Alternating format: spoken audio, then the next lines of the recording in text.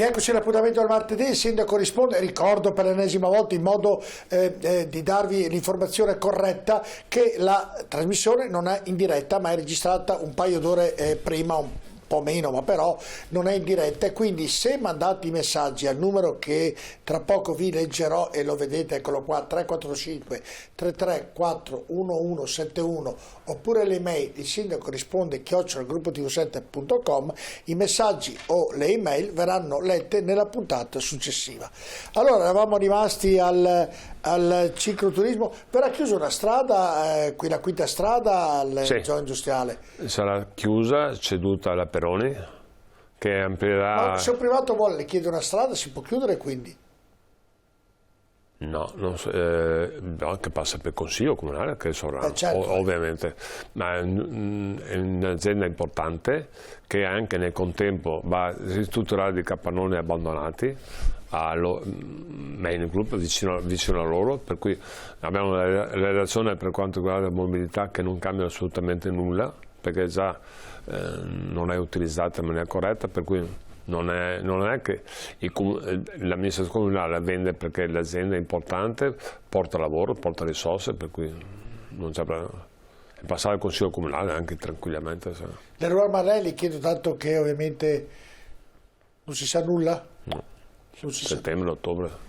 Va bene, senta, invece c'è una cosa che le chiedo a lei, perché essendo presidente anche della provincia, c'è molta gente che si lamenta perché chiudono sportelli, non so cosa può fare in merito, ovviamente non credo, però gliela leggo così. Ci sono meno sportelli bancari tra Padova e provincia, pensi dal 2015 da 555 sono diventati 398 e nel territorio qui da noi ne chiuderanno altri 13 in tempi brevi.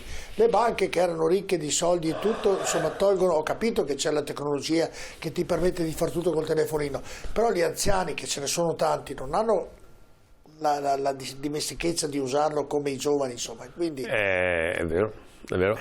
Ogni tanto qualcuno mi chiama e dice che c'è questo problema, nel quartiere non c'è più la banca, non c'è più la possibilità di utilizzare il bancomat, per cui nasce questo problema perché, come ha detto lei, spesso e volentieri i giovani ormai usano l'informatica per le banche. I miei figli non vanno mai in banca, tanto penso che io ci vado ancora, ma i miei figli non ci vanno più, oppure in maniera molto rara.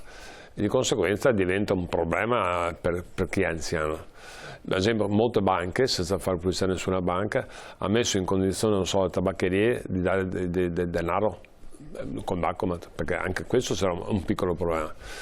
Le banche chiudono, prima una volta c'erano tantissime banche, adesso anche loro, sia sotto l'aspetto economico sia sotto l'aspetto informatico, è cambiato il mondo, di conseguenza c'è un disagio che non so quante persone chiedono, vorrebbero parlare con l'Enel e non ci riescono, vorrebbero parlarne con il quelli del telefono, non ci riescono perché ormai fanno tutto tramite ovviamente la parte informatica tra il telefonino, e diventa che non c'è più quel rapporto umano che c'era una volta, ma il mondo è cambiato, insomma. Il mondo è cambiato, anche noi stessi stiamo utilizzando l'intelligenza artificiale per dare risposte. Ad esempio, abbiamo appena iniziato, ma dare risposte anche concrete e reali con una voce di una persona. Per quanto riguarda, ad esempio, posso entrare martedì prossimo in ZTL, c'è il blocco del traffico, o piuttosto che ci sono altre informazioni da dare, sempre per quanto riguarda l'ambiente. E questo lo stiamo facendo, sempre di più sarà intelligenza artificiale che saranno le cose, però in maniera più umana di quello del risponditore automatico di adesso. Però il mondo sta cambiando, il mondo è più o meno simile, insomma. Senta, quando verranno installate le telecamere di uscita per la ZTL, cioè praticamente tra poco chi entra avrà un tempo, di caricare e scaricare e poi potrà uscire. Ne parlavamo la settimana scorsa che a breve quanto dovrebbero essere messi? Fine mese. A fine mese, quindi tra poco. Tra poco. Prima cominciano via Beato Pellegrino, che tutti girano in maniera non corretta, a destra, via Raggio di Sole, Santa Giustina e la via di fronte alla polizia locale, non mi ricordo più il nome, Per cui dove è proibito, era già proibito, dove già le persone girano in maniera abusiva vengono sanzionate. E tutta la Via, zona via Gozzi, scusi. e tutta la zona sud sarà illuminata a LED? Sì, Padova. sono un bando di gara. Bisogna passare a LED perché prima cambia l'illuminazione. Abbiamo anche impianti vecchi tipo Santa Rita, abbiamo degli impianti vecchi ancora fatti in maniera anche sotto l'aspetto di sicurezza, per cui verranno cambiati totalmente. Anche questo vuol dire disagio perché vuol dire scavare. Quando sono impianti vecchi vuol dire scavare, rompere strade, però andremo incontro a 2 o 3 anni di disagio in maniera importante sotto l'aspetto città, perché vuol dire rifare impianti elettrici, le linee del tram, l'ospedale, la questura, l'università che fa questo. Ognuno deve fare qualcosa, però vuol dire non utilizzare risorse che abbiamo a disposizione, mai perdere 3 anni di sacrifici per stare meglio. Per fare tutto come si dovrebbe fare. E poi invece la cosa più che sono aumentati la tassa di rifiuti del 3,5%, 3,63 per l'esattezza. Era perché i costi sono aumentati o effettivamente? Abbiamo un obiettivo, sono aumentati i costi. Fa sì, abbiamo un obiettivo che non è facile, parlavamo ieri sera in consiglio, fare sì che sia la raccolta di rifiuti sia puntuale, cioè ognuno in base a quello che produce paga. Adesso c'è una tassa orizzontale, vorremmo cercare di farla in maniera puntuale, cioè ognuno in base a quello che produce paga, per cui se ognuno sta attento a provocare pochi rifiuti vuol dire che paga meno, se provochi tanto paghi di più. Dipende. Beh, ma se la tassa è per tutti, cioè per esempio non è che pagano tutti uguali i contribuenti dei rifiuti? Sì, appunto per questo, in base ai metri quadrati e in base ai residenti. Ad esempio, sono degli esercizi pubblici che pagano tanto quanto un altro che produce magari metà rifiuti, per cui la logica è produci 100, paghi per 100, produci 50, paghi per 50. E come si fa a sapere questo, mi scusi? Ci sono i sistemi per fare questo. C'è il sistema, perché bisognerebbe pesarlo per capire. Il sistema di raccolta con peso sono già in vigore in altri comuni. Vabbè, quindi chi produce di più paga di più, come giusto sia, insomma, chi produce meno. E senta, poi un'altra notizia invece molto bella per Padova è che il turismo qui di Pasqua c'è l'esaurito, le chiedo sia come sindaco di Padova che come presidente della provincia, sui colli è tutto esaurito, la città, gli alberghi sono strapieni per Pasqua, bel segnale questo insomma nella nostra città. Molto buono direi, stiamo raccogliendo quello che è stato fatto in questi anni. Padova è veramente invasa nel senso buono del termine da turisti, da scolaresche, è piena in qualsiasi ora del giorno, sia da scolari che magari vengono a fare visita scolastica piuttosto che famiglie che vengono 2 o 3 giorni, è pieno di colli, Abano, diciamo che sta risorgendo il turismo non solo a Padova provincia, per carità sarà anche in altre città sicuramente, ma noi siamo molto molto soddisfatti. Beh, anzitutto poi anche le terme ugane, dunque. Tutti quanti stanno parlando con i ristoratori, albergatori, negozi e sono tutti molto soddisfatti e contenti dell'affluenza che abbiamo. Ecco, senta, poi inerente proprio a questo si pensava e si continua a dire che all'inizio dell'anno doveva essere un anno difficile per tutti, ci sarà una recessione, bisogna guardare il proseguo in maniera con delle preoccupazioni, invece mi sembra che in questi primi mesi ne abbiamo già parlato, tutto sommato non si naviga nell'oro, però non è neanche proprio drammatica come era stata messa giù prima di Natale, insomma. Però non vorrei generalizzare. Abbiamo ancora problemi sociali, attenzione, abbiamo meglio 2 o 3 sfratti a settimana, gente che non riesce a pagare le locazioni, le affitti, abbiamo persone che hanno bassa pensione, non riescono a pagare la bolletta dell'energia elettrica piuttosto che del gas, per cui non siamo assolutamente fuori per quanto riguarda l'aspetto economico, sono le persone fragili, anziani, basso reddito, hanno difficoltà, per cui noi siamo come amministrazione stiamo cercando di aiutare tutti quanti per quanto riguarda il sociale. Non è facile, vi garantisco, però stiamo investendo anche risorse per fare questo, molte risorse, perché penso sia un dovere. Come ho detto altre volte, abbiamo tagliato tutti gli assessori per quanto riguarda base dell'anno, a parte il sociale, che va rispettato al 100%. Certo. Non è tutto. Quando parliamo di turismo funziona tutto, però ci sono anche famiglie fragili, persone che hanno difficoltà, per cui bisogna essere responsabili. Dicevo in generale, oltre il turismo, che aveva già accennato che le previsioni prima di Natale, se non ricordo male, erano che l'inizio del 2023 sarebbe stato molto difficile fino a Pasqua, perché per i motivi che conosciamo, la crisi energetica e tant'altro. Poi invece ti accorgi che insomma tutto sommato in questi primi 3-4 mesi, tutto sommato non è poi stato un disastro come sembrava, tutto qui era una constatazione. Sì, diciamo che anche essere usciti dal Covid sotto l'aspetto psicologico è molto importante. La gente ha voglia di stare assieme, di socializzare, di essere fuori all'aria aperta, per cui anche questo è molto positivo. Abbiamo vissuto 3 anni infernali che sembra, grazie a Dio, passati, grazie ai vaccini, ai medici, agli infermieri, tutti quelli che ci hanno aiutato. Per fortuna, dico, c'è ancora qualche caso, ma sono casi limitati. Certo. Senta, adesso nell'accennare del turismo lei ha aperto una pagina delle persone povere degli sfratti ovviamente di altre persone. Anche gli studenti hanno fatto una protesta tramite il loro sindacato e l'università che ci sono praticamente una mancanza di nuove case per i studenti fuori sede. La città cosa può fare in tal senso, il sindaco?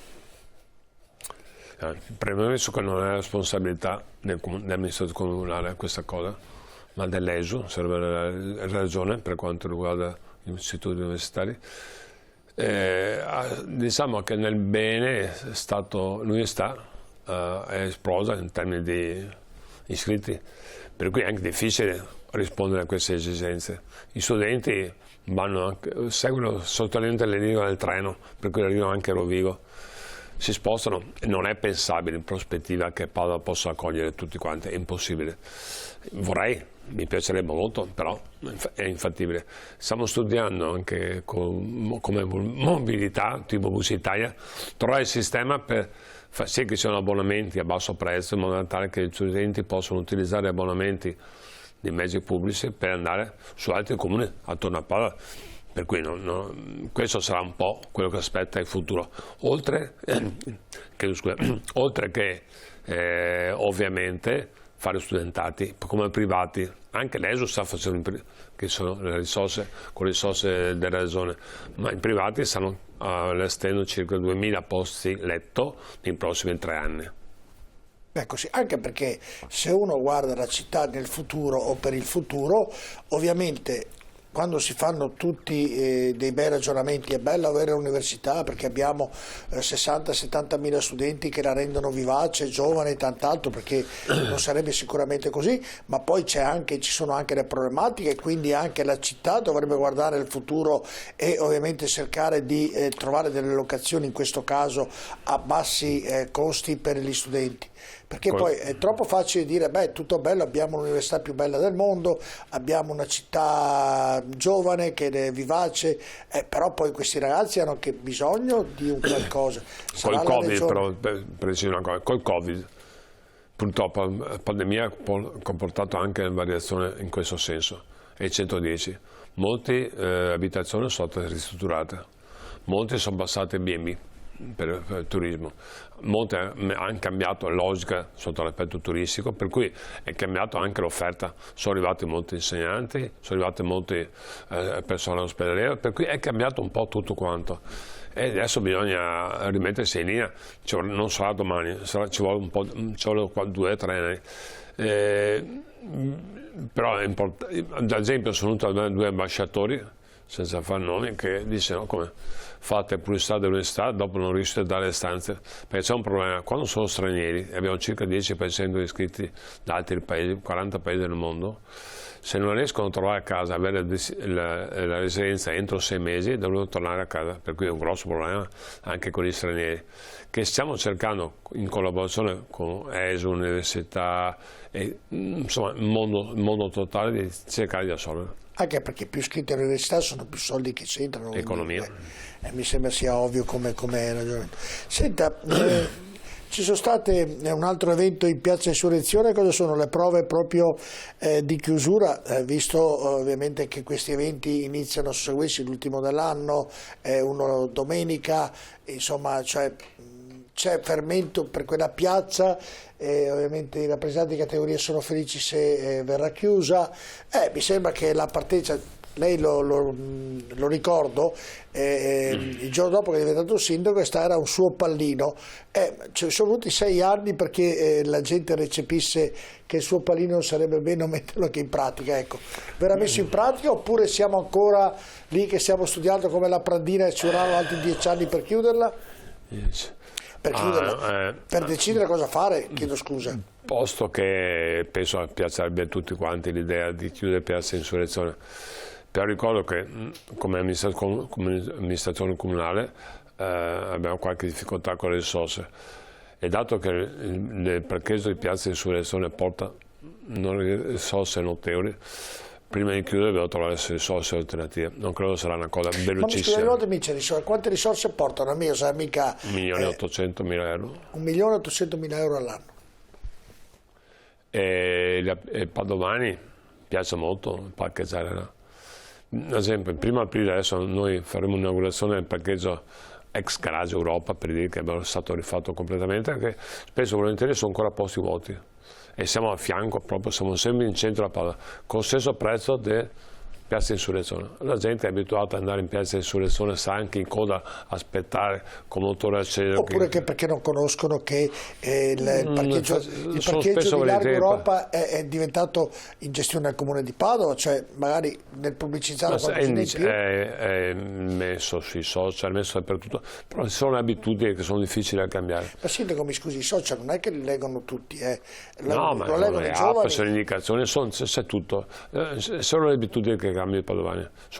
Io parlo per primo, sono abitudinario, faccio sempre la stessa strada, la stessa logica, per cui faremo una grande inaugurazione il 1° di aprile proprio per aumentare la conoscenza. È un bellissimo parcheggio, monitorato, sicuro, al coperto, si può collegarsi dentro con l'app sulla macchina e sapere cosa sta succedendo, è perfetto, costa i stessi soldi in Piazza Insurrezione, è solo problema di abitudine, per cui cambieranno un po' alla volta, cambiano insomma. Certo. Allora andiamo in pubblicità, vi ricordo che per mandare i messaggi il numero è questo, 345, adesso fra poco eccolo qui, 3341171 e le mail, il sindaco risponde @gruppotv7.com. Vi ricordo che ovviamente non verranno letti in questa puntata perché, ripeto ancora per l'ennesima volta in modo di essere chiaro, la trasmissione è registrata un paio d'ore prima e quindi sia i messaggi sia le email leggeremo nella puntata successiva. Rimanete con noi, tra poco.